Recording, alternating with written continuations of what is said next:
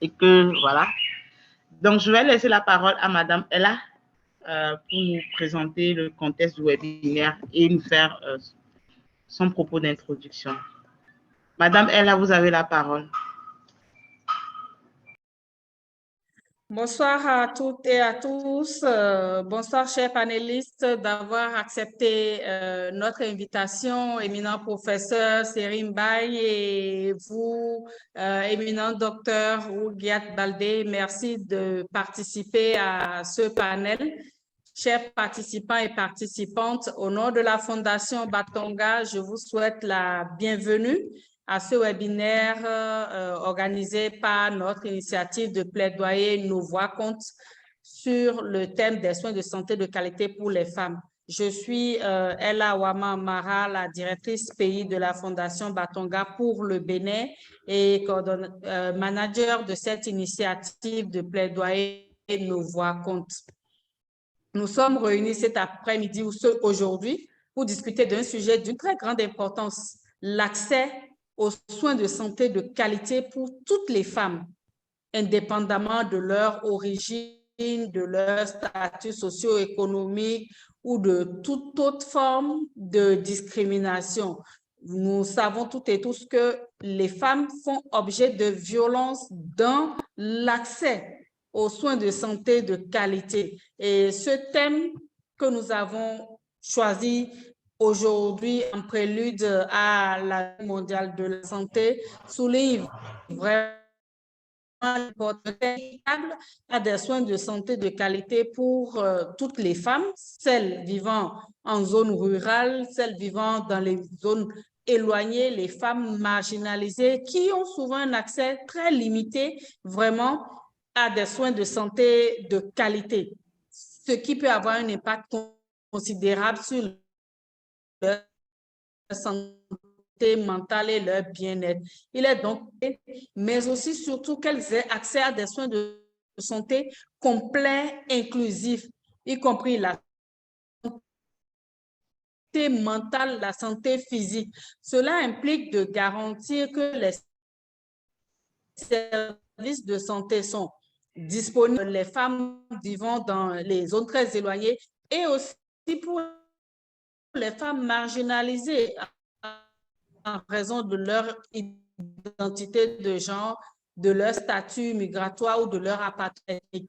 Le webinaire de ce jour vise à mettre en lumière l'importance pour nous d'une approche inclusive dans la prestation des soins de santé. Avec nos éminents panélistes, nous examinerons donc les défis auxquels les femmes sont confrontées, les inégalités de genre qui existent dans l'accès des femmes aux soins de santé de qualité et ébaucher avec eux, explorer avec nos panélistes les solutions possibles. Et ensuite, vous avez Boris, on vous entend. Excusez-moi. Je disais donc que nous examinerons avec nos éminents panélistes les défis auxquels les femmes sont confrontées dans l'accès aux services de santé et les inégalités de genre qui existent. Et nous allons explorer avec nos éminents panélistes, Dr Rougiat Baldé et professeur Mbaye, les solutions possibles pour améliorer l'accès des femmes, de toutes les femmes, à des soins de santé de qualité. Comme je vous l'ai dit, on accueilli ces deux experts renommés et des professionnels de la santé, des défenseurs et défenseuses des droits des femmes, et vous autres qui allez intervenir pour partager vos connaissances, et les panélistes aussi partager avec nous leurs perspectives sur le thème. Leurs interventions, j'en suis sûre, nous permettront d'approfondir notre compréhension des enjeux et de découvrir surtout des approches novatrices pour promouvoir des soins de santé pour toutes les femmes dans nos communautés. Je nous encourage donc à participer activement à ce webinaire. N'hésitez pas à leur poser des questions et surtout partager aussi vos réflexions, car c'est grâce à votre engagement que nous pourrons générer un dialogue constructif et explorer des solutions concrètes pour améliorer l'inclusivité dans les soins de santé. Je vous remercie encore d'être toutes et tous présents aujourd'hui et je suis convaincue que cette session sera enrichissante et intéressante. Sans plus tarder, je redonne donc la parole à notre modératrice Grace Sekou, ambassadrice Nos Voix comptent pour le Togo. Merci. Merci, Madame Ella. J'espère que vous me recevez très bien. Merci, Madame Ella, pour votre mot introductif. Je rappelle que Madame Ella est représentante de la Fondation Batonga au Bénin. Et sans plus tarder, nous allons rentrer dans le vif du sujet. Alors, je rappelle que je serai la modératrice de ce panel de discussion. Et donc, je suis Grace Sekou, Lida Grace Sekou, juriste, activiste féministe et ambassadrice Nos Voix contre au Togo. Alors, pour ce panel, comme je l'annonçais tantôt, le thème, c'est des soins de santé de qualité pour toutes les femmes, l'importance d'une approche inclusive. Je répète, des soins de santé de qualité pour toutes les femmes, l'importance d'une approche inclusive. Et pour en discuter, nous avons deux grandes personnalités avec nous. Alors, je vais les présenter très vite. Alors, elle est médecin avec plus de 15 ans d'expérience dans la santé maternelle, infantile et les DSSR. Elle est Senior Health and Gender Technical Advisor pour Save the Children à Toronto, au Canada. Et elle est une championne de l'égalité des genres et de l'autonomisation des femmes. Elle est membre du mouvement Femmes et Santé en santé mondiale qui milite en faveur du leadership féminin. Donc, je viens de parler, bien évidemment, là, du docteur Rougiatou Baldé, qui est notre tout premier panéliste. Je sais que vos micros sont éteints, mais ce serait bien que vous applaudissiez derrière vos micros. Bonjour, docteur. Allumez votre micro, s'il vous plaît. Oui, bonjour, Grace. Bonjour, docteur. J'espère que vous allez bien. Oui, ça va très bien, merci. Alors, je suis ravie de vous avoir pour cette session. Oui, merci bien. Tout le plaisir est pour moi aussi d'être parmi vous. Merci également. Merci. Alors, je le disais tantôt, ce sont deux grandes personnalités. Donc, je vais présenter la deuxième personnalité. C'est le professeur Sergine Mor-Mbaye, qui est notre deuxième panéliste. Il est clinicien, expert en appui psychologique aux groupes vulnérables dans les contextes de crise et chercheur sur les thématiques de l'impact des crises. Donc, bonsoir, professeur. Je crois qu'on a perdu le professeur. Bonsoir, professeur. Professeur Sergine Mor-Mbaye, qui est notre deuxième panéliste.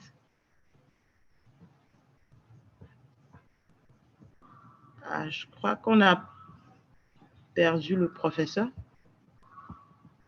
Bonsoir, professeur. OK. J'espère qu'il ne nous entend pas, juste que nous, on ne l'entend pas. Allez-y, c'est sûr que le professeur va nous rejoindre. On essaie de régler les problèmes techniques avec le professeur. Vous pouvez commencer le panel avec Dr. Baldé. D'accord, merci, madame. Je crois que ce soir, les yeux de la technologie ne sont pas trop avec nous. On va prier qu'ils nous rejoignent. Alors, docteur Baldé, on va commencer le temps que le professeur nous rejoigne. Alors, la toute première question qui, je pense que nous vient à l'esprit lorsqu'on entend la thématique, c'est qu'est-ce qu'on comprend par soins de santé de qualité et approche inclusive ou participative? Qu'est-ce qu'on entend par cela? Qu'est-ce qu'on comprend? D'accord, merci beaucoup, Grace. Je pense que cette question est très, très pertinente parce que quand on parle des soins, il faut bien que les soins soient de qualité. Et comme vous savez, nous sommes tous redevables des guidelines, donc des de l'OMS, n'est-ce pas? Donc, selon l'OMS, les soins de santé de qualité se mesurent par le fait que les soins soient destinés à des personnes, destinés aux personnes, augmentent non seulement la probabilité de parvenir à un état de santé souhaité, et cette qualité dépend de la connaissance des professionnels et est fondée sur des bases factuelles et essentielles pour instaurer une couverture sanitaire universelle. Alors, lorsqu'on parle de la couverture sanitaire universelle, vous comprenez bien qu'il s'agit donc des soins inclusifs qui sont centrés sur les besoins des femmes et aussi des jeunes filles. Parce qu'ici, il faut savoir que nous sommes sur une plateforme féministe, donc il faudrait qu'on puisse ressortir nos besoins, nous, en tant que femmes, mais aussi qu'on puisse porter nos voix en tant que personnes féministes. Alors, quels sont les critères dont il faut tenir compte pour parler des soins de qualité? Il faudrait premièrement que les soins soient efficaces, c'est-à-dire que ces soins sont basés sur des bases, sont fondés sur des bases factuelles et qui sont capables de répondre aux besoins de la personne selon son état.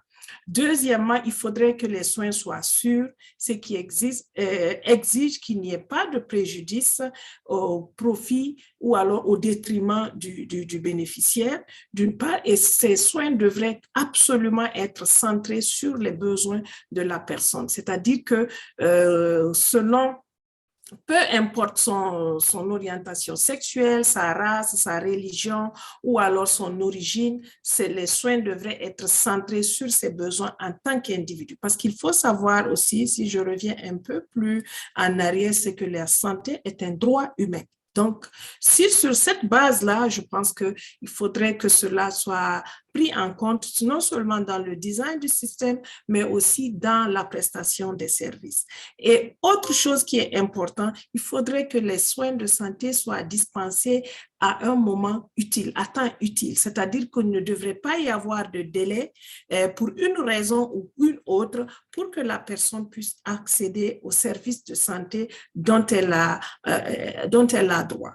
Et les soins devraient être équitables. Et lorsqu'on parle d'équité, vous voyez là, ça revient encore, la question revient par rapport aux femmes, d'autant plus que vous savez que nous subissons beaucoup d'inégalités sociales qui font que souvent les soins, quoi que ce soit devraient être équitables, ne le sont pas souvent dans toutes les situations. Donc, pour qu'on définisse un soin de qualité, il faudrait que les soins soient équitables et qu'on puisse s'assurer que ces femmes ont accès à des services et selon le plus grand norme et standard de l'éthique possible.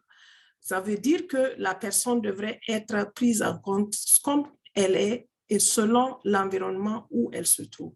Et en fait, les soins devraient être intégrés. Quand on parle de soins intégrés, c'est-à-dire que les soins devraient être à un seul point de contact, que la personne, surtout la femme, vu qu'elle a beaucoup de charges, nos normes sociales font que nous avons beaucoup de limites, par exemple, à accéder aux services de soins à temps réel. Donc, il faudrait que ces soins soient intégrés pour pouvoir, donc, au même service qu'elle puisse avoir, par exemple, les services de soins de santé primaire, des services de planification familiale, et que si, par exemple, elle est enceinte, qu'on puisse lui faire la CPN et qu'elle puisse avoir des services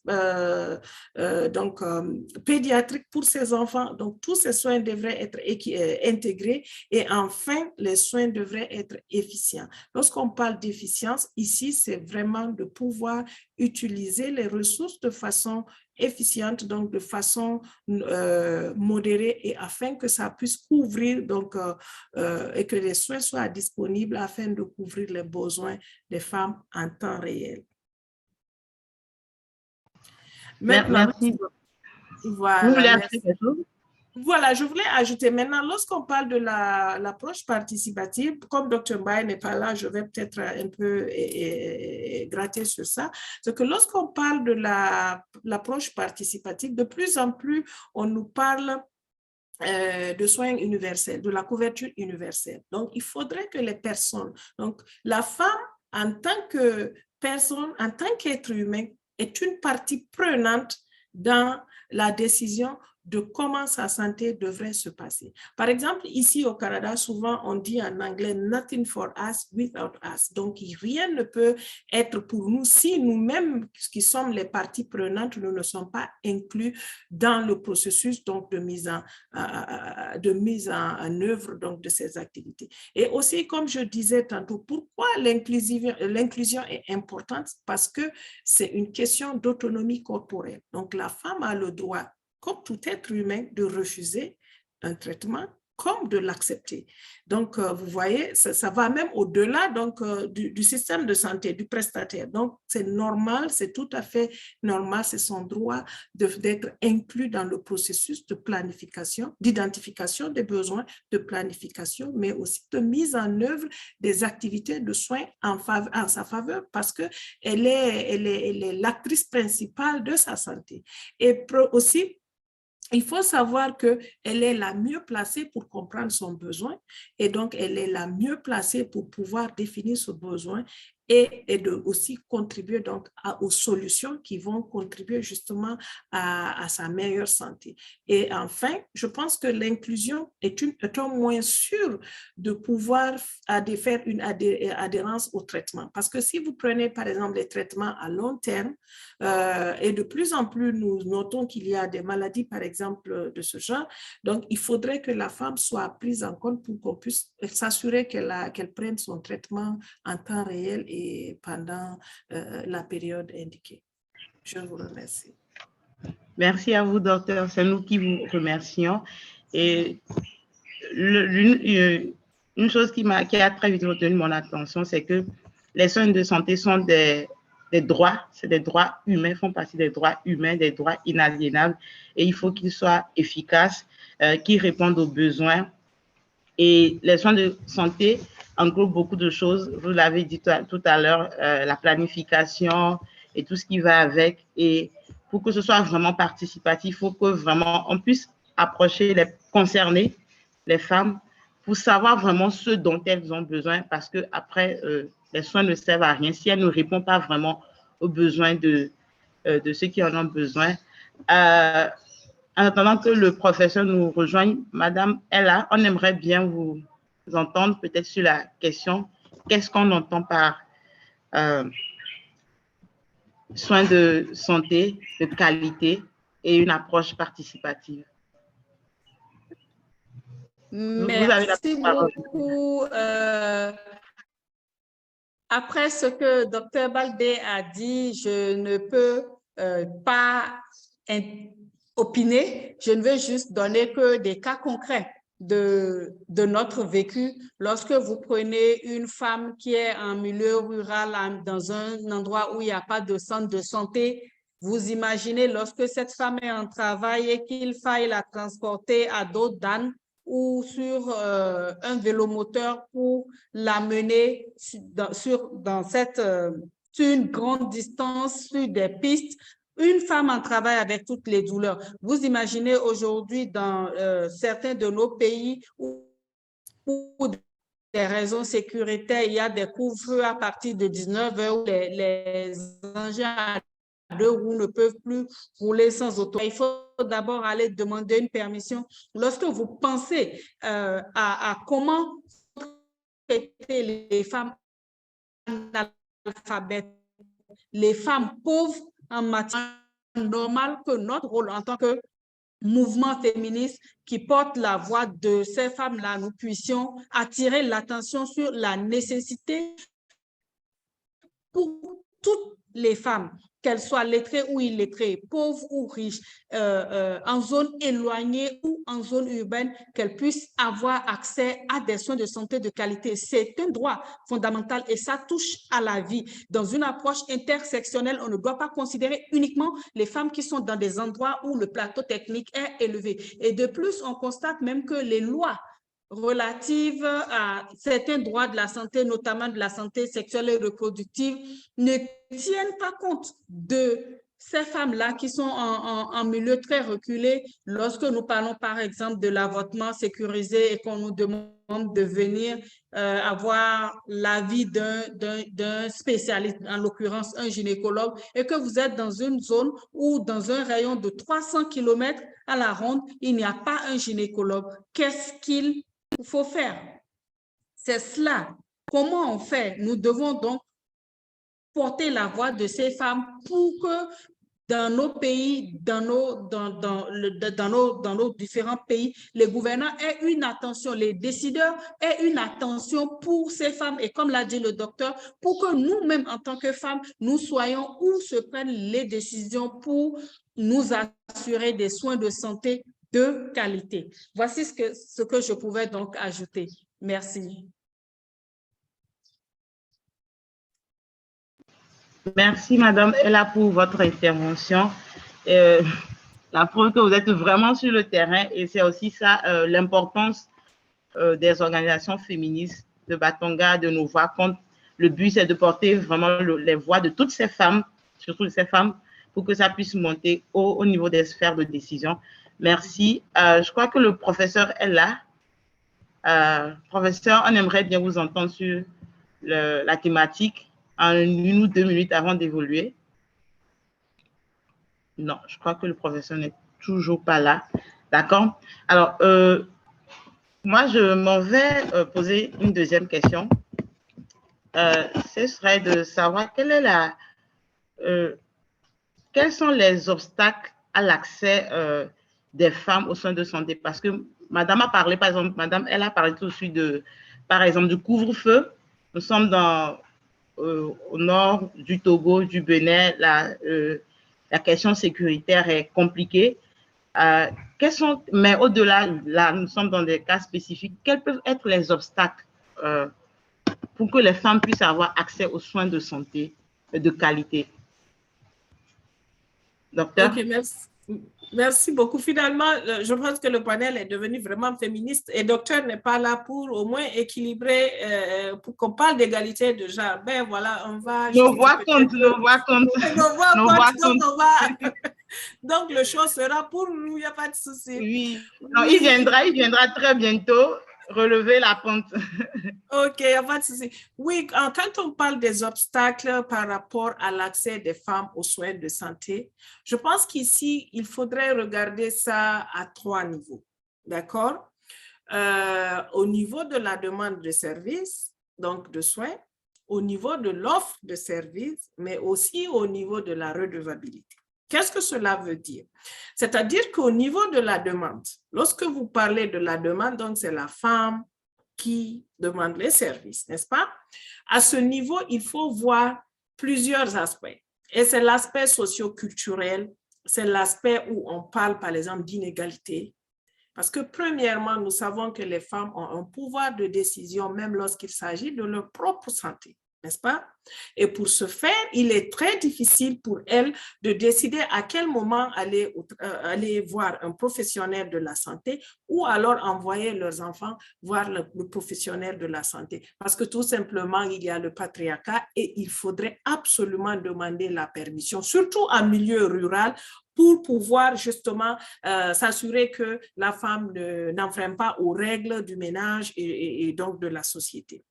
Deuxièmement, il faut voir les ressources financières, parce que souvent, les femmes ne sont pas financièrement autonomes pour pouvoir justement s'assurer qu'elles peuvent s'offrir ce service ou alors payer les frais qui sont rattachés aux services de santé qu'elles vont recevoir donc, lorsqu'elles vont arriver. Donc, dans ce cas, par cette peur, elles sont obligées de se retenir et jusqu'à ce que ça prenne un peu plus de temps, alors qu'elle aurait pu avoir un soin de proximité beaucoup plus facilement, mais vu qu'elle n'a pas les moyens de pouvoir couvrir, donc l'accessibilité financière fait défaut. Troisièmement, il faut comprendre qu'il y a un niveau de connaissance limité, surtout lorsqu'il s'agit s'agit de la DSSR. C'est-à-dire que les femmes n'ont pas une connaissance suffisante lorsqu'on regarde le niveau d'éducation n'est pas assez suffisant pour les femmes pour pouvoir comprendre ou alors reconnaître certains signes qui peuvent être pris en charge de façon adéquate au niveau communautaire avant que ça ne dégénère à un truc beaucoup plus compliqué. Et la troisième des choses, l'autre point qui est le plus important, c'est le rôle qui est assigné aux femmes. Le fardeau social de caregiver, comme on dit, de la personne principale de la maison qui s'occupe de tout. Donc, du coup, elle s'oublie parce qu'elle a tellement de charges sociales et morales vis-à-vis de sa famille, vis-à-vis de la société, qui font que souvent elle a de la difficulté à accéder aux services de santé au moment opportun parce que tout simplement elle n'est pas libre de le faire comme ça se doit. Donc ça, ce sont des facteurs qui empiètent par exemple au niveau de la demande de soins de la femme. Maintenant, l'offre de services, c'est quoi? C'est comment est-ce que le système de santé répond de manière globale aux besoins de cette femme, par exemple, ou des femmes. Parce qu'il faut répondre, il faut savoir que les femmes et les hommes ont des besoins de façon distincte en termes de santé, par exemple. Vous voyez? Et malheureusement, le système de santé a été conçu gender blind, ce qui veut dire qu'il ne tient pas compte justement de la spécificité du genre. Donc, du coup, lorsque la femme vient au centre de santé, l'accueil qui lui est réservé souvent, la disposition des services font qu'elle n'est pas très enthousiaste à venir, elle n'est pas très enthousiaste à recevoir les services ou alors même de visiter ces services de santé parce qu'elle a peur d'être jugée par le professionnel de la santé. Et comme je dis, les commodités ne sont pas toujours les mêmes, ne sont pas adéquates. Et aussi, comme je dis, le système de santé, les professionnels de la santé en tant qu'individus ne sont pas aussi équipés suffisamment pour pouvoir comprendre, OK, lorsque je reçois une femme, quels sont ses besoins, comment est-ce que je dois me comporter, est-ce que si je suis en train, par exemple, de transporter une femme en travail, que le comportement serait différent que si je suis en train de transporter, par exemple, de référer, l'urgence, par exemple, de référer une femme en travail n'est pas la même urgence qu'il faut utiliser pour référer une personne qui a une autre pathologie qui peut attendre. Voilà, ça c'est des questions qui sont là, mais qui sont très complexes dans la mise en œuvre même de nos projets, souvent qui sont très complexes. Et le troisième point qui est le point le plus saillant, c'est au niveau de la redevabilité. Et lorsque je parle de la redevabilité, c'est le cadre légal donc des pays, parce que chaque pays a une politique sanitaire.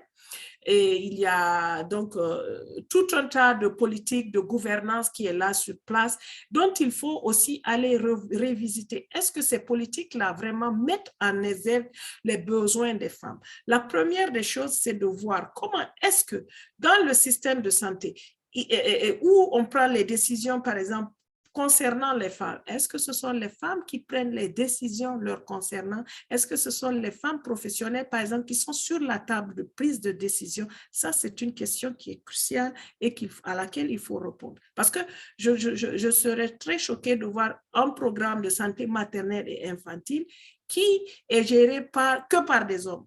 On peut avoir des hommes et des femmes pour pouvoir équilibrer, bien sûr, mais il y a des fois où on a vu dans des pays c'est uniquement des hommes. Et donc, ça fait qu'il y a une difficulté même dans la mise en œuvre parce qu'il y a une question de compréhension et d'empathie. Parce que pour que je puisse empathier à votre besoin, il faudrait que j'ai pu aussi vivre la même expérience que vous. Donc, au niveau de la redevabilité, le fait que les femmes ne soient pas toujours sur la table de prise de décision est un facteur qui empiète donc, et l'accès aux services des femmes, parce que tout se décide à ce niveau. Aussi, il faut voir que le système d'information sanitaire, par exemple, n'est pas toujours en faveur du genre, parce que souvent, vous verrez que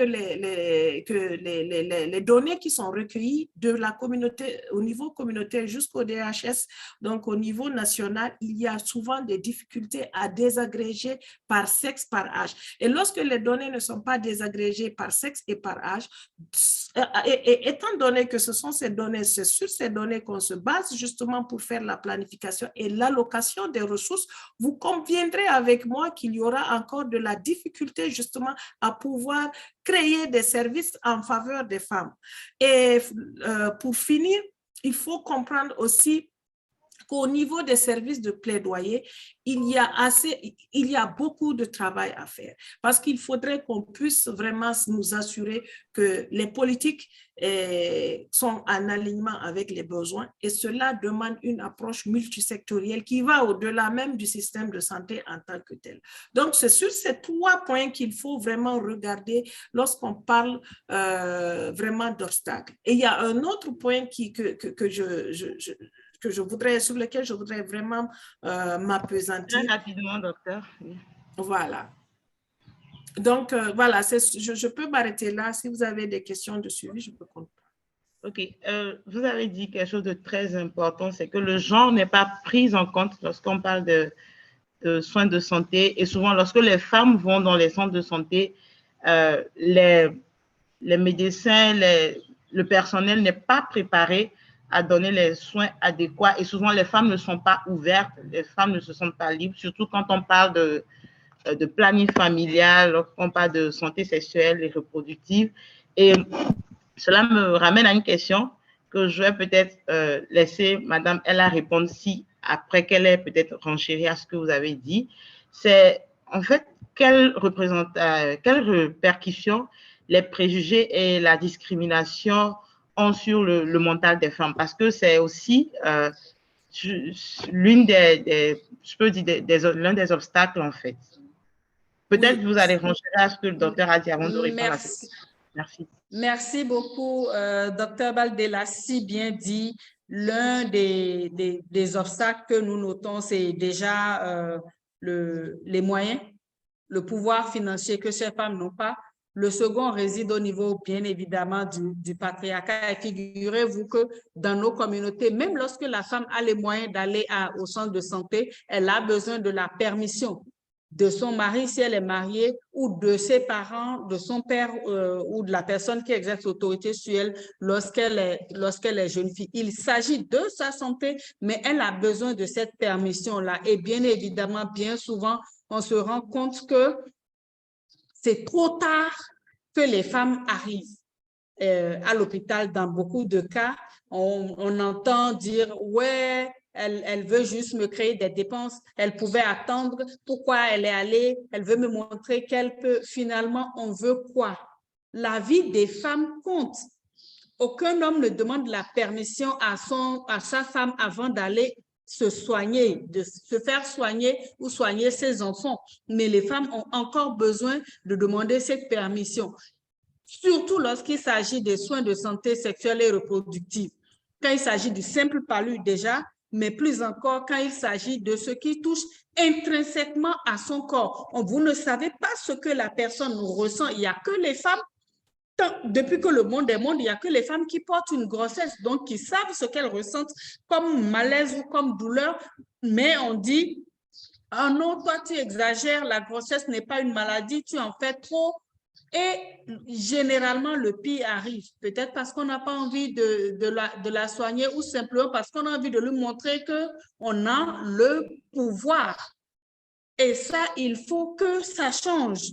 Vous venez d'aborder un autre sujet qui est la santé mentale. Dans nos communautés en Afrique, voilà un sujet qui est très peu pris au sérieux. La santé mentale de la femme, déjà même, la charge mentale des femmes n'est pas reconnue.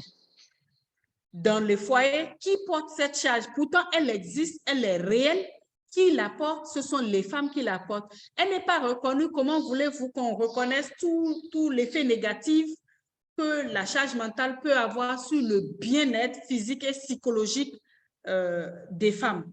On prie tous les dieux de la technologie pour que le professeur Serim Mbaye nous rejoigne. Il pourra mieux nous parler de la santé mentale et surtout psychologique de la femme. Un être humain, ce n'est pas que le physique, il y a la santé mentale des femmes. Et c'est encore une thématique méconnue, un droit méconnu, refusé aux femmes. Et le dispositif de santé dans nos pays est tel que c'est relégué au second plan. Aller voir un psychologue, parler avec un psychologue, c'est perçu comme un luxe. C'est encore perçu comme un luxe. Le docteur Baldé l'a dit, le cadre légal de la redevabilité en ce qui concerne les soins de qualité, nous disons bien de qualité pour les femmes, reste encore à être éprouvé dans nos communautés et c'est à nous d'en prendre conscience et d'agir pour cela. Merci. Merci, merci, docteur. Et j'aimerais bien vous excusez-moi, merci, Madame Ella, j'ai confondu. J'aimerais bien vous entendre, docteur, sur la question de la charge mentale. C'est-à-dire que des fois, les femmes sont objets de sexisme, de discrimination. Et Madame Ella a parlé tout de suite de la charge mentale. J'aimerais vous entendre sur la question en quelques secondes ou minutes avant qu'on aille à la prochaine question, s'il vous plaît. D'accord, merci beaucoup, Grace. En fait, personnellement, dans ma pratique, parce que j'ai travaillé avec les réfugiés et avant que je ne prenne service, c'était un monsieur justement qui prenait tout le monde. Et lorsque je suis arrivée une fois, et c'est d'ailleurs pourquoi j'ai changé carrément de clinicien, je suis passée à la santé publique parce que je pensais que j'ai cru et c'est ce qui est vrai d'ailleurs, que j'allais avoir plus de pouvoir, d'influence pour pouvoir aider les gens vraiment à obtenir des politiques et beaucoup plus sensibles aux gens. Mais ce que j'ai retenu, c'est que lorsque la femme arrive, mentalement, elle est éprouvée par la douleur et l'environnement social et tout, et que si le système ne répond pas, vraiment le système de santé ne répond pas à ses besoins, elle finit par être découragée. Premièrement. Deuxièmement, et ce qui va entraîner donc des troubles mentaux, l'anxiété. Et vous savez très bien, lorsqu'on vit dans nos conditions en Afrique, déjà, il y a le jugement au niveau, comment je peux dire, au niveau donc de la communauté, au niveau de la famille, dans le cocon familial. Donc, c'est des facteurs qui pèsent sur la femme à long terme. Et du coup, elle vit un traumatisme qui, à long terme, ne va l'empêcher parce que sa première expérience avec les professionnels n'ont pas été ce qu'elle a voulu. Et donc, vous voyez, dans le futur, même si elle a d'autres problèmes qui nécessitent d'une certaine gravité et qui nécessitent d'être pris en charge à temps, elle risque aussi de retarder. Et c'est ce qui arrive souvent, par exemple, pour le dépistage des cancers, par exemple, ou alors l'accès aux services d'avortement sécurisé et d'autres facteurs qui mettent en péril donc la vie de la femme. Ce n'est pas seulement l'aspect mental en tant que tel. L'anxiété, oui, ça existe, mais aussi il faut voir aussi des fois les professionnels de la santé, vu que le cadre de redevabilité n'est pas correctement mis en œuvre, il y a des femmes qui viennent et qui sont victimes de harcèlement au niveau justement de ces centres de santé. Nous en avons vu, il y a des preuves pour ça. Et donc, et la personne reste dans la solitude et sombre dans la dépression. Donc, je pense que oui, il y a beaucoup de choses à faire. Et comme je dis, c'est pour ça qu'il faut travailler, comme j'ai décrit plus haut, sur les 3 piliers pour pouvoir s'assurer que les femmes obtiennent leurs droits en termes de santé. D'accord, docteur. Alors, on va évoluer très rapidement parce que le temps commence à filer, hein. Ça passe vite. Alors, tout à l'heure, à la première question, on parlait d'approche participative et dans votre élément de réponse, vous aviez parlé de l'importance d'inclure ces femmes-là parce qu'il y a un dicton qui dit « tout ce qui n'est pas fait avec moi est fait contre moi ». Et moi, j'aimerais poser la question, quels sont les avantages d'une approche de soins de santé inclusive pour les femmes? Parce que je suppose que si on doit les inclure, il doit y avoir des avantages, des bénéfices. Quel est vraiment, donnez-nous quelques avantages en fait Comme ça, pour que les participants puissent mieux comprendre, en fait, pourquoi c'est si important d'inclure, en fait, d'avoir une approche inclusive. Docteur. D'accord, merci beaucoup, Grace. Ça, c'est une très belle question, à savoir quels sont les avantages de l'approche centrée, par exemple, et inclusive des femmes et des filles pour leur santé.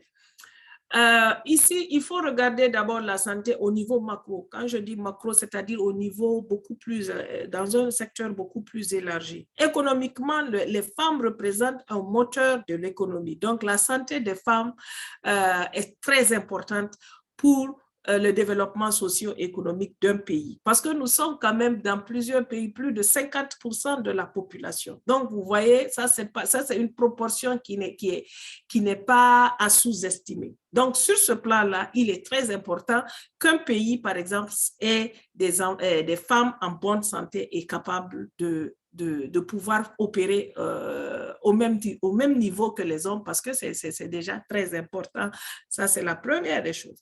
Maintenant, au niveau macro, pour ce qui est de la personne, vu le rôle qui est déjà assigné à la femme en tant que je ne sais pas comment on dit, si c'est la personne la plus importante de la famille, c'est-à-dire celle qui s'occupe de tout le monde, qui s'occupe de la santé de toutes les personnes, et de façon que ce soit de la famille nucléaire, mais de la famille beaucoup plus élargie, je pense qu'il est important que ces femmes soient en bonne santé pour pouvoir assurer ce rôle.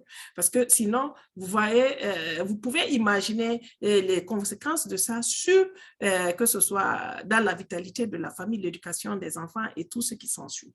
Maintenant, autre chose qu'il est important de faire, vous savez qu'il y a les traités mondiaux. Ça, c'est le cadre de redevabilité sur lequel je reviens encore. On parle de plus en plus de soins de santé universelle, la couverture universelle des soins de santé. La couverture universelle voudrait dire quoi? Ça veut dire que chaque individu, peu importe ta position géographique et tes moyens financiers, la personne doit avoir accès aux services de qualité à temps opportun. Regardless. Ça veut dire quoi? Donc, si nous sommes, et chaque État a adhéré à ce cadre-là, donc vous voyez qu'il est très important qu'on puisse aussi respecter nos engagements et qu'on puisse offrir des services de qualité pour pouvoir répondre donc à ce besoin mondial.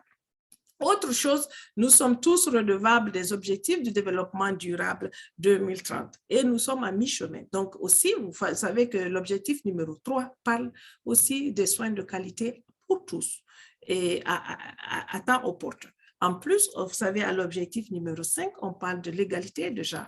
Donc, vous voyez que c'est une interconnectivité de pouvoir mettre non seulement les femmes au cœur de leur santé, mais aussi parce qu'elles peuvent contribuer économiquement à l'épanouissement non seulement de leur famille, mais de façon beaucoup plus élargie à l'épanouissement de toute une nation.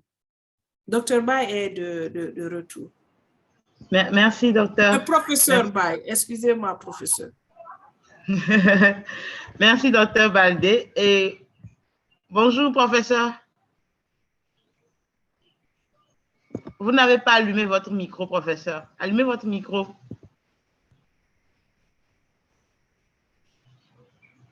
Allô, professeur, vous nous recevez? Vous n'avez pas allumé votre micro. Je crois que ça s'allume en bas de l'écran.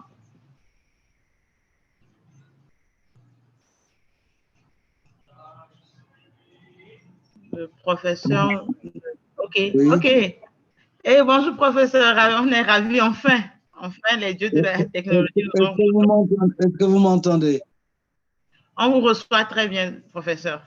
Ben, très bien. Moi, j'ai écouté avec l'autre portable. Je suis très loin. Je suis à Seattle, aux États-Unis. Ah, d'accord. Voilà. Et mon heure était trop matinale. Voilà. Parce on vous a pas réveillé, on espère.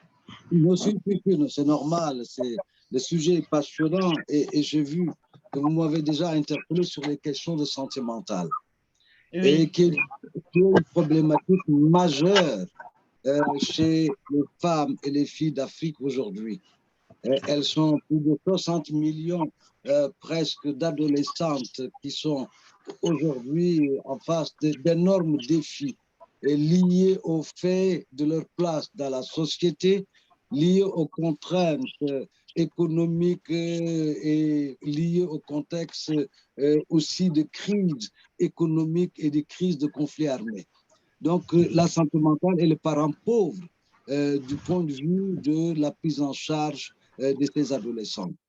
À mon avis, du fait d'au moins presque 3 décennies d'expérience auprès des femmes et des filles en Afrique de l'Ouest et du Centre, je pense qu'il faudrait qu'on mette l'accent sur comment faire en sorte que les prestataires de services du domaine de la santé, du domaine judiciaire, puissent être formés, avoir des compétences qui leur permettent d'accueillir de façon convenable et surtout de prendre en charge les traumatismes divers qui assaillent ces femmes et ces filles d'Afrique dans l'espace domestique et au sein de toutes les institutions. Donc, j'insiste beaucoup sur cela. Il m'est arrivé de mettre en place des programmes un peu partout en Afrique, surtout dans les contextes de conflits où, en fait, les problèmes sont exacerbés parce que les premières à être comment dire encore, agressées dans les contextes de crise, conflit, ce sont les femmes. Et elles traînent des traumatismes qui mettent en péril toute leur trajectoire de vie. Vous êtes en train de parler d'autonomie des femmes, de faire en sorte qu'elles puissent s'engager dans la vie. Et tout ceci est complètement contrarié par les divers traumatismes et les symptômes post-traumatiques que les communautés ne comprennent pas, dont elles ne peuvent pas être solidaires en l'absence de spécialistes qui puissent aider ces femmes-là à recouvrer une santé mentale.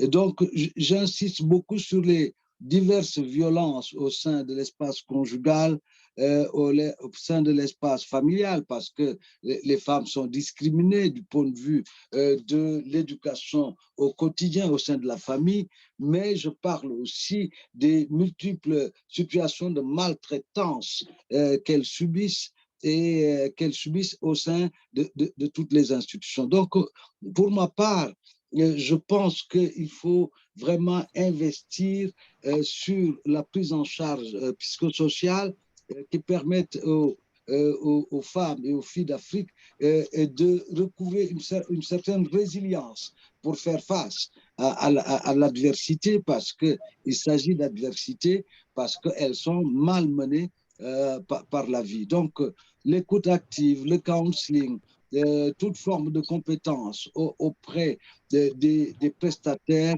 est nécessaire pour que nous en sortions. Voilà ce que je voulais dire en insistant sur les ados, les adolescentes qui, pour la plupart, font face à la vie, font face aux grossesses précoces, font face à je dirais, à des maternités précoces avec des enfants qui sont complètement dans des maladies, parce que les mères sont tout à fait des enfants. Je pense que c'est pour cela qu'il faut insister sur l'éducation. Parce qu'en parcourant le continent, je vois que les filles sont complètement déscolarisées, on ne les retrouve plus au secondaire. Et de cet instant-là, elles sont moins armées pour faire face, pour retrouver un emploi, pour avoir un salaire. Donc, elles restent tout à fait dépendantes et sans ressources. Merci, docteur. Nous sommes très ravis que vous ayez pu nous rejoindre dans ce webinaire, webinaire qui est organisé par Nos Voix Comptent. Et je rappelle que je suis ambassadrice Nos Voix Comptent au Togo. Et c'est un plaisir de vous avoir, docteur. Et je rappelle… Madame Ballet qui travaille avec les réfugiés. Moi, je travaille beaucoup avec les migrants dans certains pays, par exemple en Espagne et surtout aux îles Canaries. Je travaille avec les réfugiés depuis très longtemps. C'était en 2003. C'était d'ailleurs mon premier poste. Je viens de me sentir toute gamine là, de demi-tour, j'étais encore une petite fille. Docteur Baldo, c'est au Canada. D'accord. Ok, d'accord. Alors, nous allons continuer. Donc, je tenais juste à dire que vous êtes, et on l'a compris tout de suite, vous êtes psychologue clinicien, expert en appui psychologique aux groupes vulnérables dans les contextes de crise et chercheur sur les thématiques de l'impact des crises. Et nous sommes très ravis de vous avoir dans ce webinaire, que vous avez pu nous rejoindre.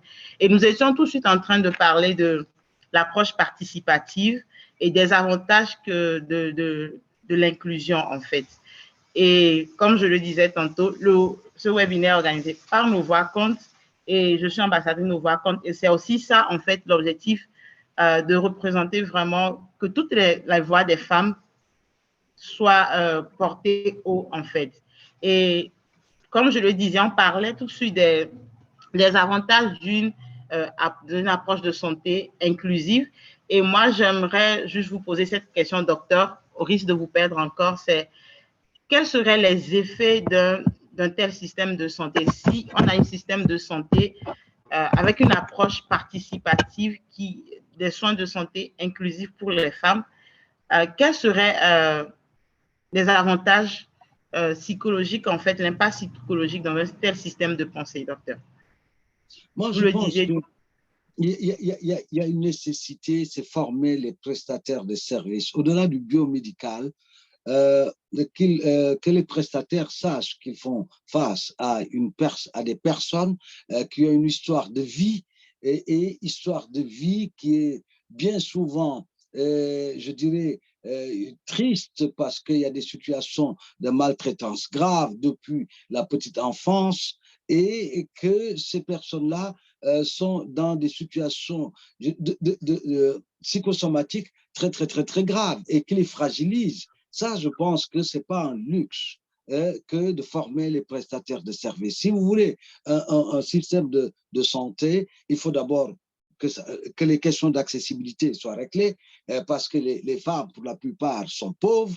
Mais au-delà de l'accessibilité au système de santé, comment des prestataires sont capables d'écouter ces femmes dans leur drame et ne pas les dessaisir de ce drame, comment ces prestataires sont capables aussi de prendre la distance par rapport aux préjugés et aux postures idéologiques réactionnaires et qui stigmatisent et discriminent les femmes. Donc, il y a toute une bataille de formation, une bataille idéologique aussi pour déconstruire ce que les gens pensent. Et dès cet instant-là, l'offre de service peut s'en ressentir de point de vue positif. Donc, il ne s'agit pas de système de santé tout simplement. Il s'agit aussi d'une offre de qualité qui prend en compte cette dimension humaine, cette dimension tout à fait psychologique, l'histoire des sujets, les contextes dans lesquels vivent ces femmes et ces filles et les différentes contraintes qui les assaillent. Donc, l'urgence, encore, j'en ai fait des formations, mais je trouve que c'est cette urgence-là qu'il faut, vers cette urgence-là qu'il faut aller, former à des fins que l'offre de service soit de qualité parce que prenant en charge la dimension psychologique. Ça, c'est une urgence. Au-delà des bâtiments, des hommes qu'on y met, mais il faut nécessairement que les hommes et les femmes qui accueillent soient capables d'accueillir convenablement et soient complètement dans la déconstruction des éléments idéologiques qui perturbent les femmes et qui assoient parfois aussi des postures d'accueil extraordinaires. Et les femmes me l'ont dit bien souvent, on est mal accueillis dans les institutions sanitaires. Okay? Et pourquoi? Parce que les personnes qui y sont ne sont pas formées à prendre en compte ces dimensions-là que j'évoque. D'accord, merci, docteur. Je pense que les participants sont là et qu'ils ont des questions. On va bientôt commencer la session de questions-réponses. Mais avant cela, j'aimerais juste poser au docteur et au professeur. Et le docteur l'a dit tout de suite, le système de santé, l'approche participative, tout ça est très important. Mais quelles sont les stratégies que nous devons adopter pour pouvoir atteindre cela? Parce que l'idée est bien belle. On est tous d'accord que c'est important et on a parlé tout de suite des avantages de cette approche inclusive. Mais quelle est la stratégie à adopter? Comment procéder à cela? Donc, je vais vous écouter sur cette réponse, Dr. Bad. Ensuite, le professeur va ajouter et on va commencer par recevoir les questions. Merci. D'accord. Merci beaucoup, professeur, pour votre brillante intervention qui ramène vraiment beaucoup d'autres sujets. Mais ici, par rapport aux stratégies, là, je vais parler de façon concrète sur, par exemple, ce que nous avons fait en termes de mise en œuvre de projets pour pouvoir justement mitiguer ces informations, et nous avons fait une évaluation finale qui quand même a donné des bons résultats. Donc, c'était dans le cadre du projet SHOW qui s'appelle Strengthening Women and Children's Health Outcomes, qui était financé par Affaires mondiales Canada de 2017 à 2021. Donc, qui est mis en œuvre dans 5 pays, qui était mis en œuvre dans 5 pays juste pour vérifier vraiment la véracité des actions que nous avions menées pour s'assurer que vraiment c'était des actions palpables et qui pouvaient améliorer non seulement la qualité, mais aussi l'accès et les indicateurs de santé. Parce que c'est l'indicateur qui mesure vraiment le progrès sur le long terme d'une activité ou d'une initiative. Alors, ça a été mis en œuvre au Sénégal, au Ghana, au Nigeria, au Bangladesh et en Haïti. Donc, vraiment, différentes géographies, différents peuples pour s'assurer. Et ce que nous avons fait, c'est exactement ce que j'ai dit au premier, qu'au niveau social, nous nous sommes assurés que les femmes étaient au centre de prise de décision. Nous avons augmenté leur pouvoir décisionnel à travers donc, la sensibilisation des hommes. Par exemple, on a mis en place des groupes qui s'appelait Club des pères dans certains pays. Dans d'autres pays, on a mis l'école des maris, comme au Sénégal, qui actuellement est devenu un programme national. D'accord? Et ensuite, lorsque au Nigeria, le Club des pères a eu tellement de succès qu'à Sokoto, au nord du Nigeria, il y a eu le changement de la loi en faveur de la planification familiale en 2019, ce qui nous a valu même un prix du gouvernement du Canada. Vous voyez, à travers CanWash. Ensuite, au niveau du système de santé, nous nous sommes assurés que nous avons développé des modules de formation justement qui prennent en compte non seulement l'aspect psychosocial, mais en plus de tous les aspects en relation avec le genre. Et au niveau de la redevabilité, nous nous sommes assurés que nous avions un système non seulement de plaidoyer robuste pour pouvoir s'attaquer directement au niveau des politiques pour s'assurer que justement il y a ce changement de politique progressif d'une part, mais d'autre part que les données, donc le système d'information sanitaire à travers la digitalisation pouvait nous donner des indicateurs donc en temps réel de la situation sanitaire, donc et des femmes et des hommes dans le même groupe où l'intervention se faisait. Maintenant, au-delà de ça, nous pensons donc, c'est ce qu'on appelle la transformation en genre. Parce que la transformation en genre, c'est de vraiment s'assurer que nous nous attaquons sur tous les aspects psychosociaux qui enfreignent vraiment l'accès aux femmes aux soins de qualité. Donc, vous voyez que ce soit, donc pour le patriarcat, il fallait absolument avoir nos hommes comme des alliés, des champions. C'est pour ça que la stratégie, par exemple, d'engagement des hommes est une stratégie très intéressante, très importante, qui peut justement conduire à ces soins de qualité parce qu'ils deviennent nos alliés pour pouvoir justement nous aider au moment là où nos voix ne peuvent pas se faire entendre. Maintenant, au niveau du système de santé aussi, c'est de s'assurer que les prestataires ont une capacité de pouvoir s'assurer. Et vraiment, je vous assure que sur certains indicateurs, par exemple sur l'autonomisation, la prise de décision, dans certains pays, je pense que nous avons eu un gain de 14 points entre le baseline et l'évaluation de base et l'évaluation finale. Ça, c'est pour vous dire comment est-ce qu'on a pu comment ce projet a pu vraiment avoir des succès. Vous pouvez aller sur l'Internet, vous pouvez regarder, il y a les informations là-dessus. Et si vous avez aussi d'autres questions, je pourrai toujours vous aider à répondre. Merci. Merci. Merci beaucoup, docteur, pour ces éclaircissements. Alors, chers participants, je pense qu'en bas de votre écran, il y a une partie questions-réponses. Vous pouvez écrire vos questions là-bas. J'ai déjà quelques questions ici. Donc, ceux qui aimeraient intervenir tout à l'heure, vous pouvez mettre vos questions là. Et juste après l'élément de réponse du professeur, nous allons commencer par répondre aux questions. Merci bien. Alors, professeur, nous sommes tout à vous. Oui, du point de vue de l'expérience que j'ai avec les organisations qui ont accompagné mon travail au niveau, par exemple, du Sénégal où je réside et à travers le continent, nous avons mis l'accent vraiment là où on a eu des résultats, on a mis l'accent sur la formation des prestataires. C'est-à-dire que l'ensemble des prestataires qui sont chargés de l'offre de services puissent être formés à l'appui psychosocial et surtout aussi à la reconnaissance à la fois des facteurs de risque, mais aussi de l'impact des situations de maltraitance ou de violence sur les femmes. Je peux donner un exemple sur le Sénégal. Ces 20 dernières années, nous avons ouvert ce que nous appelons les observatoires.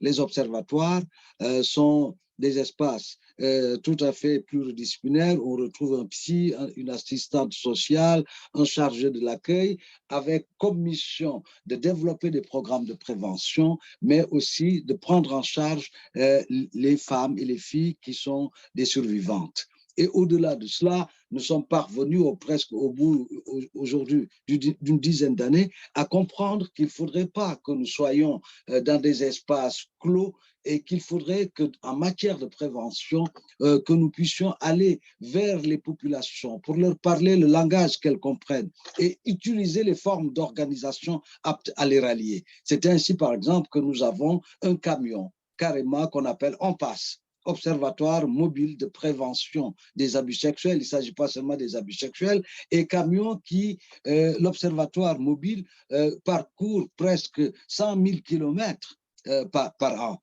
Et avec le soutien du CRDI, de la coopération canadienne, nous continuons, par exemple, sur 2 ans, les 2 prochaines années, à parcourir carrément le Sénégal avec cet observatoire-là, avec cet observatoire mobile, mais tout en gardant les observatoires qui sont des lieux et d'accueil et d'accompagnement des personnes, des survivantes. Mais je mets l'accent sur les résultats. Lorsque nous parvenons à former des personnels du domaine médical, judiciaire et les communautés elles-mêmes, je pense que là, on a des résultats. Parce que je pense que aussi avec ONU Femmes, nous avons dans 3-4 pays formé ça. C'était une idée que j'ai. Je dis, mais les communautés ne nous ont pas attendus. Il faut former les communautés de femmes à l'appui psychosocial.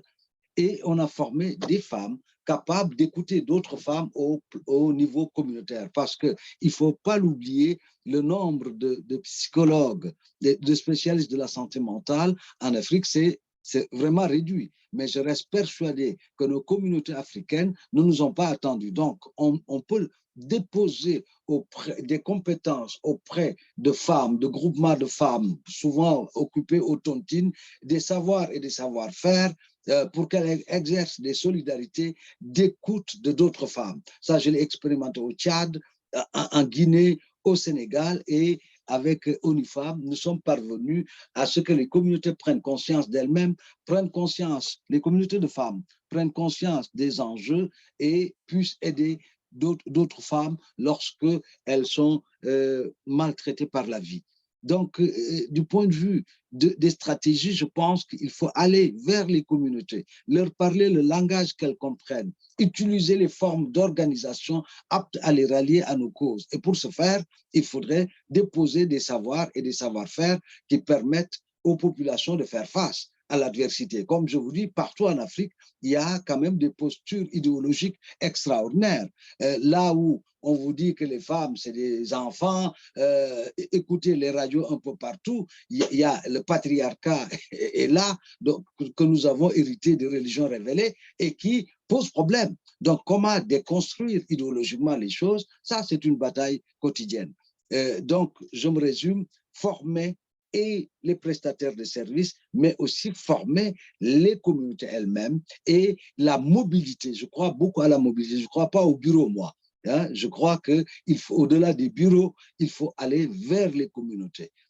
Quotidiennement dans les espaces de sociabilité à des fins de rencontrer beaucoup plus de monde. Et ce camion qui circule, c'est en train de circuler aujourd'hui au Sénégal grâce à la coopération canadienne, elle parcourt plus de 100 000 kilomètres dans les marchés, dans les champs religieux, partout, dans les écoles où il y a des supports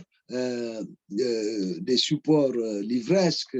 Parfois, on projette des films à des fins que les gens discutent. Donc, à l'image de ce que font tous ceux qui font normalement, qui veulent vendre des produits, on va vers les communautés elles-mêmes. Merci, professeur. Merci pour ces éléments.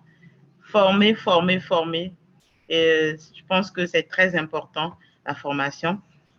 Comme je le disais tantôt, on va ouvrir les questions.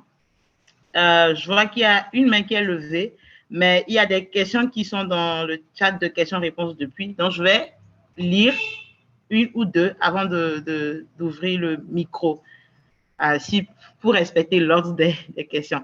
Alors, il y a Esther Trinou qui a posé deux questions. Elle demandait: bonsoir à toutes et à toutes. Merci infiniment pour cette thématique qui nous tiennent beaucoup à cœur. Moi, j'ai une préoccupation en ce qui concerne la qualité des soins et du personnel au-delà des difficultés financières ou d'accès des femmes à ces soins.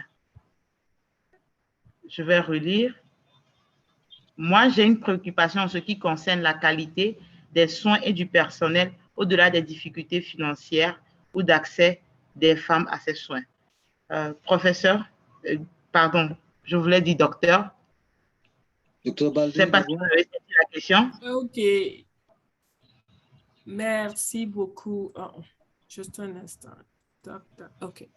Oui, merci beaucoup. En fait, ici, lorsqu'on parle de qualité, peut-être pour le docteur qui a posé la question, c'était beaucoup plus concentré sur notre cible, donc qui était des femmes.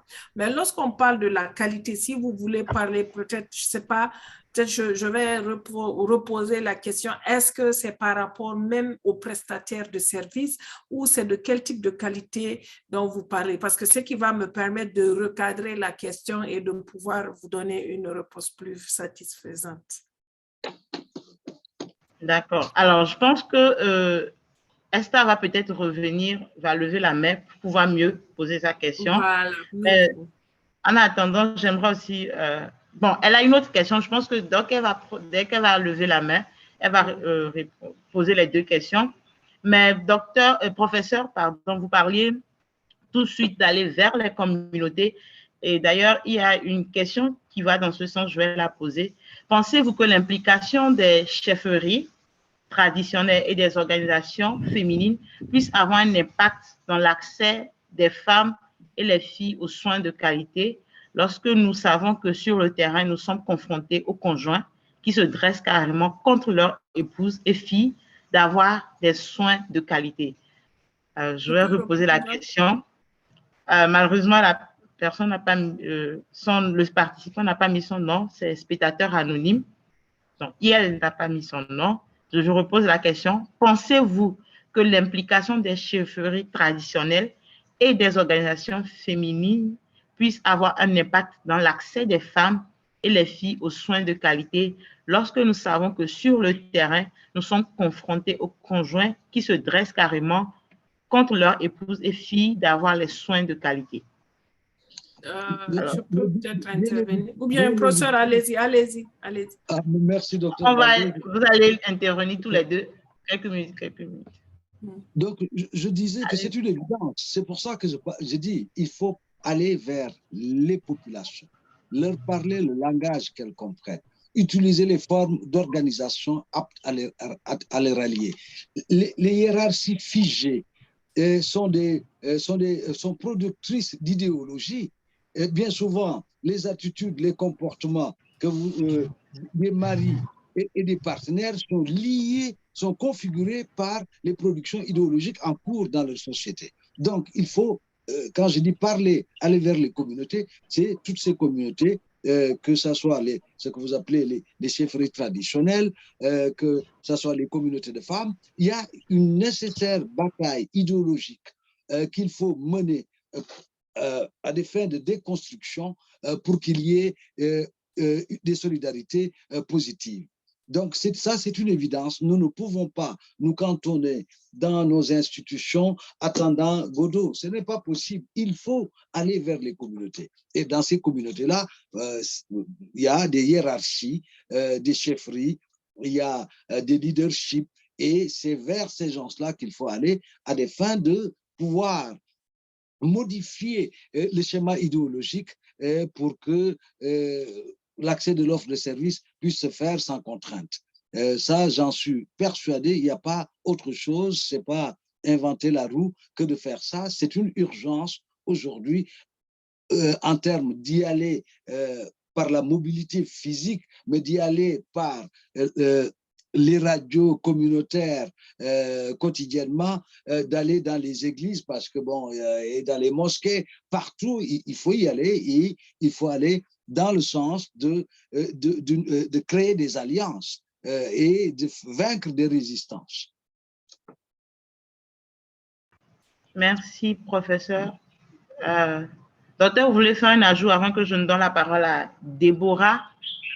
Oui, moi, je voulais juste donner de façon concrète. Quand je parlais tantôt, par exemple, du projet multi-pays qu'on a mis en œuvre, on a utilisé la même stratégie. Et comme je disais, on a mis par exemple l'école des maris. Ça vise vraiment toutes ces chefferies traditionnelles, tous les leaders d'opinion au niveau communautaire qui ont été, donc il y avait une parole et parmi lesquels nous avons trouvé des champions pour pouvoir nous aider à faire avancer notre projet. Maintenant, au niveau des femmes, nous avons créé ce qu'on appelle le club des mères et des grand-mères parce que des fois, les belles-mères là ont beaucoup d'influence négative sur même l'état de santé de leurs filles, surtout lorsque leurs enfants sont à l'étranger, dans la diaspora et gèrent la femme plus que même son propre mari. Donc, ça, c'est juste ce que je voulais dire.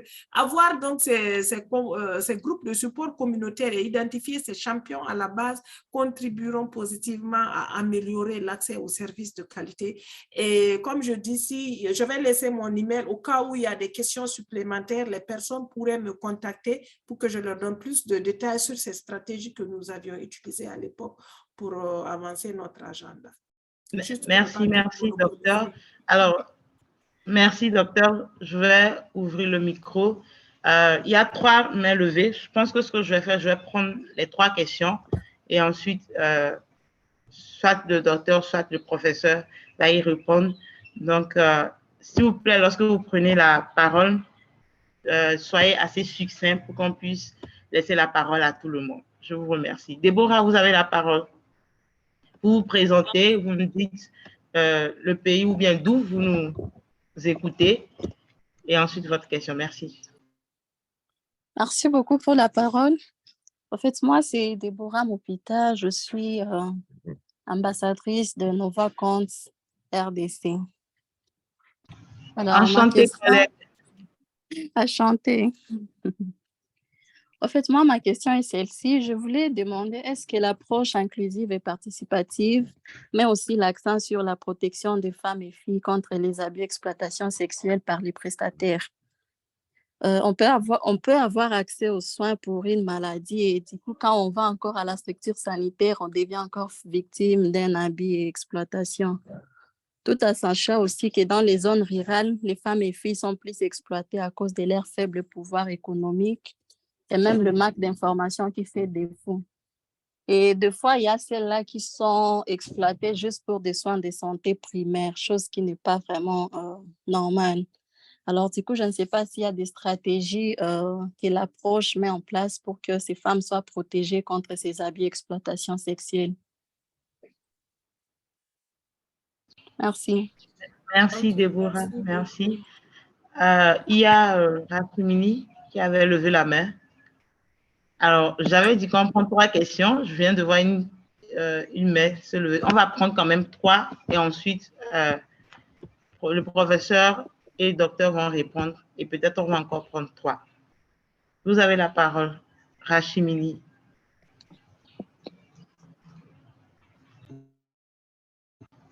Vous êtes là?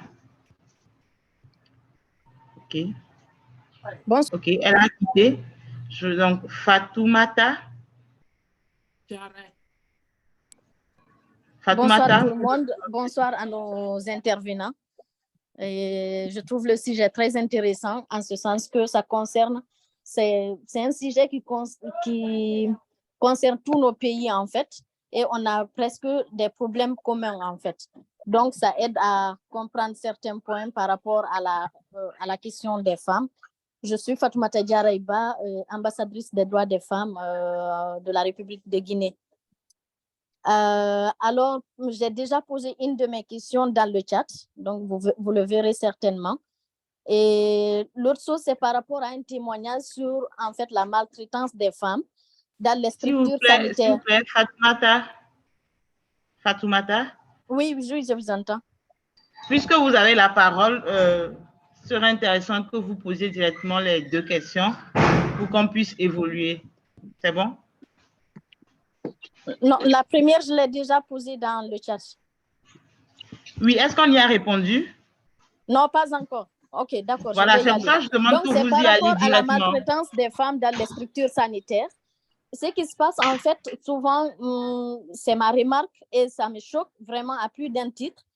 Le fait qu'on maltraite les femmes dans les structures sanitaires, les femmes qui viennent accoucher, en fait, non seulement elles sont en manque d'informations, les médecins ne prennent pas le soin de les informer sur leur état de santé, qu'est-ce qu'il faut, à quel moment il faut faire quoi et comment, ils ne le font pas. Et de l'autre côté, ce qu'ils font, ce qui se passe quand elles sont au moment de travail, et c'est là qu'on les insulte, c'est là qu'on les frappe.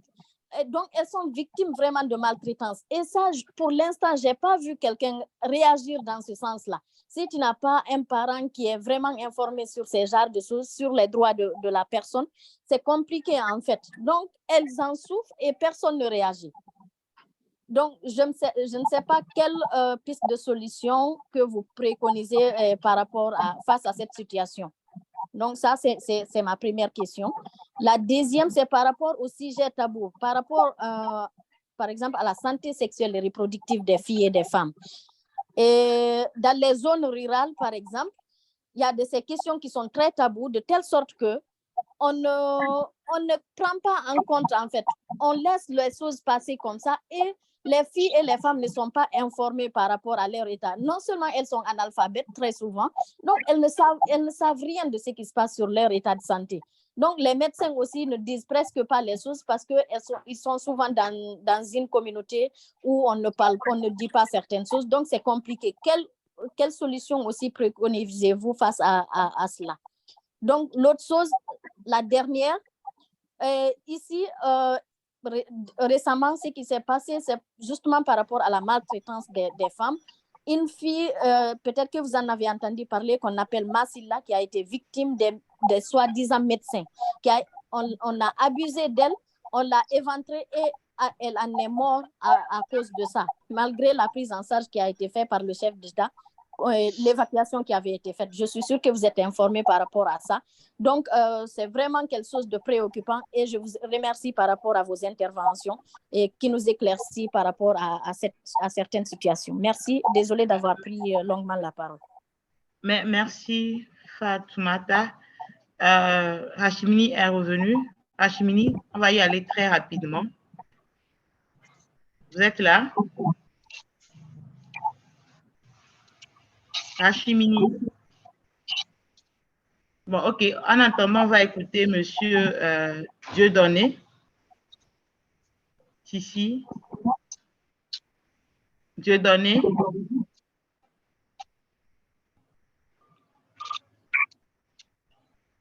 Dieudonné, vous êtes là? Vous pouvez prendre la parole, poser votre question très rapidement.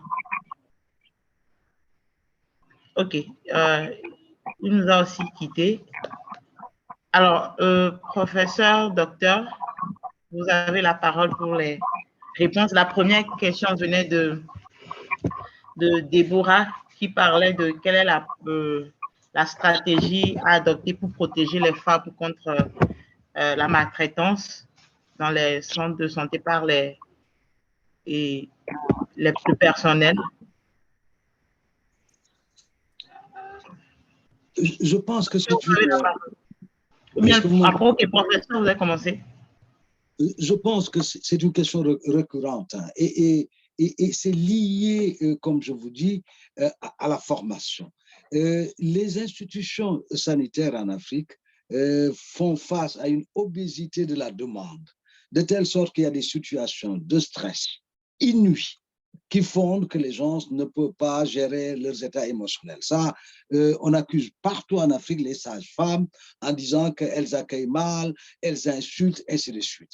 Visitant ces institutions-là, je me dis, mais la qualité de l'offre de service souffre de formation, de compréhension des mots des femmes, au-delà du biologique. Parce que c'est bien souvent, ils vous disent, mais tiens, ces femmes-là, elles ne peuvent pas souffrir en silence, c'est pas possible, elles nous assaillent de demandes, elles ne peuvent pas gérer leurs souffrances. Donc, j'ai été témoin de situations quasiment dramatiques et qui sont liées au fait encore de la formation. Partout en Afrique, il y a des écoles privées de formation. Mais est-ce qu'il y a une qualité de la formation des prestataires qui leur permettent de comprendre comment accueillir une personne et comment gérer les inévitables comportements qui peuvent nous perturber au plan émotionnel. Donc, moi, j'insiste, je suis tout à fait en phase avec elle. Partout où vous allez dans les institutions sanitaires, face à l'obésité de la demande, les prestataires sont submergés et il y a des situations de violence verbale et de violence physique. C'est une évidence. Nous avons observé même des violences sexuelles. Mais tout ceci doit nous conduire à ouvrir l'institution sanitaire et autant les prestataires et que les clients puissent être formés au principe de droit et au principe, je dirais, éthique. Ça, c'est une urgence en Afrique. Elle a raison, en milieu rural, même en milieu urbain, partout, il y a ce problème-là de l'offre de services et il y a ce problème-là que l'institution sanitaire est quelque peu violente du fait du manque de formation et de l'État où les personnels sont complètement submergés et mal outillés avec des populations pauvres qui arrivent et qui ne sont pas informés sur leurs droits. Merci, docteur. Merci, professeur, docteur. Je crois qu'aujourd'hui, je me suis mélangée avec professeur, docteur. Docteur, vous avez un ajout, peut-être revenir aussi sur la question de Fatoumata qui parle de manque d'informations et des pistes de solutions, en fait, parce que les personnels ne sont pas bien formés. Merci. Je pense que ça va dans le même sens. Oui, merci beaucoup aux panélistes, mais aussi merci beaucoup à nos auditrices. Et je pense que ces questions sont des questions qui reviennent très souvent. Mais la raison pour laquelle pendant toute mon intervention, j'ai parlé de toujours la complexité de la santé, c'est parce que la santé devrait être prise, il y a les déterminants de la santé, c'est-à-dire que quand vous provenez un professionnel de la santé, normalement, il a prêté serment, donc c'est une autorité en termes de comportement et de valeurs éthiques. Mais il faut savoir que dans certaines circonstances, Et ce qui est vraiment révoltant, c'est de voir ces mêmes personnes qui ont prêté serment à se livrer à des conditions ou alors à des pratiques qui ne sont pas vraiment éthiques et qui sont même criminelles, je peux dire, à un certain moment. Cependant, on fait face, comme le professeur a dit tantôt, on fait face à une situation d'une demande accrue avec une offre qui est faible. Donc, ce que moi je peux conseiller ici et que nous avons expérimenté ailleurs, je disais toujours, c'est de pouvoir, chacun est agent de santé. Parce que c'est pour ça, quand on parle de la société civile, par exemple, la société civile, ce n'est pas des médecins, mais c'est les gardiens des médecins. Parce que dès qu'on fait quelque chose, on nous dénonce et donc, du coup, automatiquement, ça fait boule de neige et puis après, ça crée un changement. Parce que ce qui arrive, le manque d'information, je vous dirais très clairement qu'aucun médecin, à ce que je sache, n'est formé, c'est-à-dire que n'est formé à répondre à ces aspects psychosociaux qui ont trait aux déterminants de la santé à la faculté de médecine, par exemple. On a des informations très spécifiques et d'une certaine qui sont dans un cadre de vie. Et c'est pour ça qu'il faut d'abord peut-être revisiter ce curriculum-là. Mais il faut savoir que le médecin, il ne travaille pas, par exemple, au niveau de la communauté. Ça, c'est les agents de santé communautaire qui y travaillent. Et normalement, ces agents de santé de la communautaire peuvent bénéficier de beaucoup d'aspects. C'est pour ça que souvent, nous avons, par exemple, des projets réussis ailleurs. Mais il est difficile, par exemple, de satisfaire tout le monde à la fois.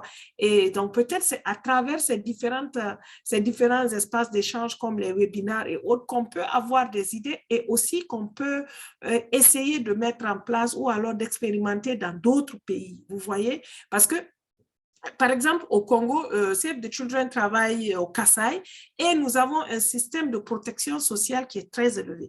Donc, du coup, mais on ne peut pas, par exemple, mettre ça au niveau du tout le pays. Mais par contre, je peux partager les ressources, les stratégies qui ont été mises pour pouvoir satisfaire à ces personnes-là. Pour la personne qui nous parle de la Guinée, Fatoumata à l'occurrence, pour ce qui est, par exemple, de l'exploitation sexuelle et des abus, il y a des formations, comme le professeur a dit, qui peuvent changer le comportement, mais que je pourrais aussi partager avec vous des stratégies que je pourrais partager selon vos besoins. Mais comme je dis, il est difficile de satisfaire tous les besoins à la fois et il faut savoir que le professionnel de la santé devrait toujours, parce que la probité même de l'exercice de la médecine, en tout cas, doit être basée sur le serment d'Hippocrate qui reste et qui demeure vraiment notre boussole. Cependant, il y a à noter qu'il y a des imperfections souvent qui ne sont pas acceptables. Mais il faut aussi que pour changer ce comportement, il faudrait que chaque individu soit comme on dit, chef de sa santé et vraiment son propre advocate, son propre advocate. Je ne sais pas comment on dit advocate en français. Advocate en français, serait avocat, mais que chacun vraiment puisse disposer de son corps. Voilà, se défendre, exactement. Voilà. Et c'est avec ça, cette conjonction de plusieurs voix, c'est ce qui va faire changer les politiques et c'est ce qui va conscientiser les gens. Mais surtout de dénoncer quand c'est nécessaire parce qu'il y a quand même des systèmes juridiques dans plusieurs pays qui quand même supportent ce genre de fléau. Merci. Merci docteur, merci professeur pour ces éléments de réponse. À vrai dire, le temps a filé. Je pense que moi-même, j'ai encore des questions et il y a encore sûrement des participants qui veulent encore poser des questions. Mais hélas, le temps nous fait défaut. On va devoir arrêter. Professeur, docteur, je vais recueillir très vite vos mots de fin. Et voilà, et je pense que vous restez quand même disponible, inbox, pour ceux qui aimeraient continuer les échanges. Donc, je vous laisse la parole pour votre mot de fin. Docteur Baldé, vos femmes d'abord. Non, professeur, c'est l'égalité. Vous pouvez aller et le professeur. Honneur aux hommes. Honneur aux hommes. En plus. Oui, c'est vrai, il y a l'égalité, mais il y a le droit de naissance. Ça, c'est des valeurs africaines à ne pas sous-estimer aussi. Vous avez réussi à me convaincre. Et donc, moi, je pense que former, toujours former. Si nous voulons une qualité de l'offre de services en Afrique, Dr Baldé disait tout à l'heure, nous avons des prestataires au niveau, en milieu rural, et qui parfois sont comme des projections orthogonales de Dieu sur terre, tout puissant, face à des populations qui ne savent pas, qui ne connaissent pas leurs droits. Donc, c'est là où l'action de sensibilisation est nécessaire. Moi, je crois que aujourd'hui, l'imaginaire de nos populations sont saturés par d'autres choses qui les aident à rien du tout. Mais comment nous devons occuper l'imaginaire, la conscience de nos populations par des connaissances, la connaissance de leurs droits, et en renforçant leur identité de client. Je pense que c'est là où nous devons aller. Naturellement, former. Dr Baldé disait que dans les curricula des facultés de médecine, enseigner la psychologie, avant que les médecins ne sortent là, mais au-delà, dans leurs prestations, les trouver là où ils sont aussi, pour renforcer leurs compétences en matière d'accueil et d'éthique. Donc, je crois qu'une chose, c'est l'offre de service ne peut aller sans le renforcement des compétences des prestataires quotidiennement et l'action de sensibilisation. Elle disait que la société civile émerge partout en Afrique, une société civile qui peut se redire pour dénoncer, pour se positionner. Ça, il faut aussi l'encourager, parce que les pouvoirs publics, on les connaît, c'est des pouvoirs politiques, bien souvent non intéressés à quoi que ce soit qu'à la politique, mais une bonne société civile au sein de nos pays peut aider à avancer sur bon nombre de domaines, surtout en matière de défense des droits. Voilà ce que je voulais, comment je voulais conclure. Et en vous remerciant vraiment vivement pour cette occasion de parler, de donner des stratégies et des initiatives qu'il faut poursuivre partout sur notre continent. Merci à vous, professeur. C'est nous qui vous remercions. On a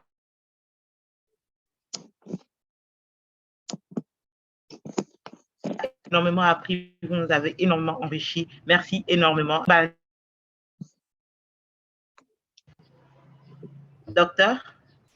Oui, merci beaucoup, Grace. Donc, et merci beaucoup au professeur pour le temps et surtout à toute l'audience. C'était vraiment un plaisir d'être sur ce plateau, de partager et de fournir ma modeste contribution, bien sûr, sur le domaine crucial de la santé. Mais je sais que la demande, elle est très grande par rapport aux besoins et ça a toujours été comme ça. Alors, je pense que ça, c'est juste une opportunité, mais on a besoin d'avoir de plus en plus ce genre de plateforme pour discuter, mais surtout pour échanger nos expériences à travers les différents pays et à travers nos différents vécus. C'est ce qui pourrait justement nous aider à faire évoluer les choses. Mais ce que je retiens de façon générale, c'est que nous devons, tout le monde, la santé, c'est l'affaire de tout le monde, parce que ça commence à la maison. Donc, nous sommes tous des personnes redevables en termes de notre santé de façon individuelle, mais aussi de façon collective. Et c'est de pouvoir s'assurer que nous contribuons de façon positive à aider les personnes qui sont les plus vulnérables et qui sont les plus hard to reach, donc les personnes qui sont plus éloignées. Vous voyez? Donc, des fois, moi, par exemple, je supporte des gens qui sont dans des coins très reculés de temps en temps quand je peux parce que j'ai un agenda chargé, mais j'essaie quand même de fournir le peu de conseils que je peux juste pour aider à faire évoluer l'agenda. Donc, vraiment, merci beaucoup. Au niveau des prestataires, la formation est très importante, mais c'est le changement de conscience. Je pense que ce qui serait le plus important, c'est l'éducation civique. C'est-à-dire que l'éducation civique de tous les citoyens dès le bas âge pourrait vraiment contribuer positivement à avoir un comportement éthique et c'est ce qui va leur permettre de travailler et d'exercer leurs fonctions, où qu'ils soient, avec probité et avec intégrité. Sinon, on risque d'investir pour rien. Et donc, vraiment, merci beaucoup. Ce fut un plaisir pour moi. Je ne vais pas trop m'étaler. Et voilà, au plaisir de vous revoir encore une autre fois. Merci, merci docteur, merci professeur, merci chers participants. Ce fut vraiment un plaisir, un moment très enrichissant. Je rappelle que ce webinaire était organisé par Nous Voix Compte. Nous Voix Compte, qui est une initiative de la Fondation Batonga, qui a pour objectif vraiment de porter haut et fort les voix des filles et femmes de l'Afrique francophone. Et je suis ambassadrice Nous Voix Compte au Togo. Tout de suite, nous avons entendu Fatoumata, qui est ambassadrice Nous Voix Compte en Guinée, Déborah aussi. Donc, pour conclure, avant de conclure, je vais laisser Madame Ella nous donner son mot de conclusion. Madame Ella, qui est la représentante de la Fondation Batonga au Bénin. C'est ma voisine, elle est ma voisine directe d'ici, du Togo. Vous avez la parole, Madame Ella. Entre-temps, vous avez un peu perdu, merci, désolé. Grace. Le professeur est là. Ouais, merci Grace pour la modération de ce webinaire qui portait sur l'accès des femmes à des soins de santé de qualité. Nous ne pouvions pas trouver mieux que le professeur Mbaye et docteur Baldé. Vous nous avez apporté beaucoup et on est très heureuse et heureux de vous avoir eu. Merci pour votre temps. Je retiens réellement qu'il faut mettre l'accent sur la formation, le renforcement de capacités si nous voulons lever les obstacles à l'accès équitable des femmes et de toutes les femmes les plus difficilement accessibles, les femmes, quel que soit leur statut socio-économique.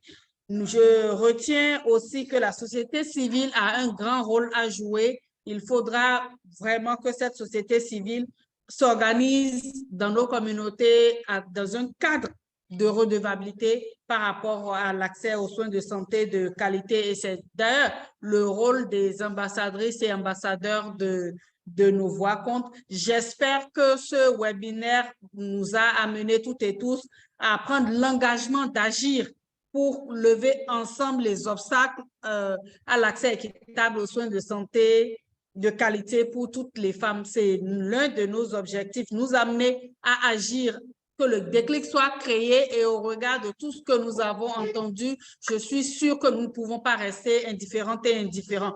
Nous vous avons donné les canaux de Nos Voix Compte. Vous pouvez toujours nous écrire. Vous ferez bien de nous rejoindre sur ce mouvement.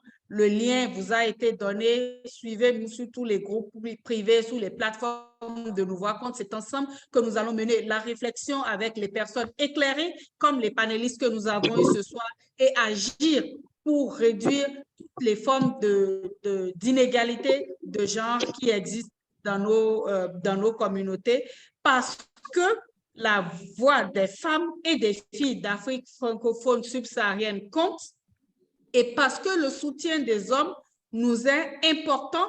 Nous ne sommes pas dans une rivalité, mais dans une complémentarité pour un mieux-être dans nos communautés. Le soutien des hommes nous est important et les hommes de qualité n'ont pas peur de l'égalité des genres.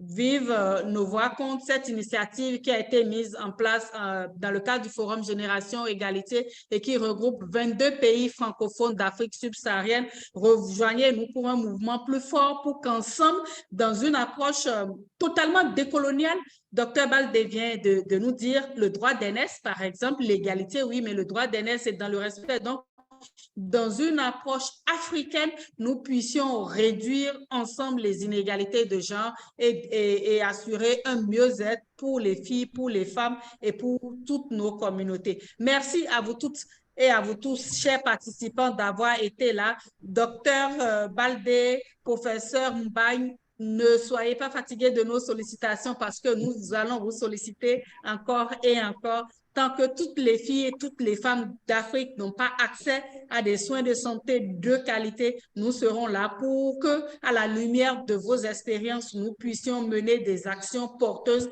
des actions impactantes. La Fondation Batanga vous remercie une fois encore. Au revoir et à très, très bientôt pour le prochain webinaire. À très bientôt. Merci. À bientôt. Merci. Merci, Madame Ella. Merci à tous. Merci à tous les participants et à très bientôt. Merci aussi à Boris, le Community Manager de Nous Voir Compte, qui, dans l'ombre, a facilité les aspects techniques de ce webinaire. Merci, Boris. Et prochainement, vous. juste un petit mot, prochainement, on doit faire l'intersectionnalité entre l'égalité de genre et la tradition africaine. Je pense que c'est là où on dit en anglais, we are fairly short.